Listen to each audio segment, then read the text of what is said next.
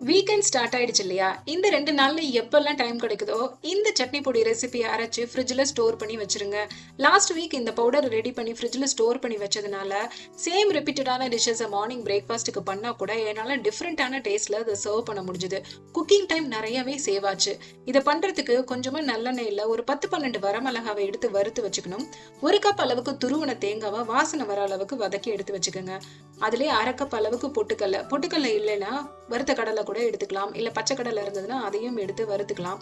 இல்லைன்னா கொள்ளு கூட சேர்த்து வறுத்து எடுத்துக்கலாம். அதோட ஒரு கைப்பிடி அளவு கருவேப்பிலையும் சேர்த்து அதையும் நல்லா வறுத்து எடுத்துக்கோங்க. அதுக்கப்புறமா சின்ன லெமன் சைஸ் அளவுக்கு புளியும் அதோட சேர்த்து வறுத்து எடுத்து சூடா இருக்கும் போதே 1 ஸ்பூன் அளவு பெருங்காயம், தேவையான அளவு உப்பு கொஞ்சம் கம்மியாவே சேர்த்துக்கலாம். ஏன்னா பண்ற ரெசிபீஸ்லயும் நமக்கு உப்பு இருக்கும் இல்லையா? உப்பு கொஞ்சம் கம்மியா சேர்த்துட்டு கொஞ்சமா வெல்லமும் சேர்த்து மிக்ஸி ஜார்ல நல்லா கோர்ஸா எடுத்து அரைச்சுக்கோங்க. அதுக்கப்புறமா கடைசியா தேங்காவையும் சேர்த்து நல்லா கோர்ஸா எடுத்து அடைச்சு வச்சு ஒரு ஏர்டைட் பாக்ஸ்ல ஸ்டோர் பண்ணி ஃப்ரிட்ஜ்ல வச்சிருங்க. இந்த பவுடரை வச்சு என்னென்ன ரெசிபிஸ்லாம் பண்ணலாம், எப்படி இப்படி பண்ணலாங்கிறத என்னோட சேனல்ல வீடியோவோ போஸ்ட் பண்ணியிருக்கேன். இல்லை ஷார்ட்ஸாகவும் இருக்கு, அதை போய் செக் பண்ணி பாருங்க.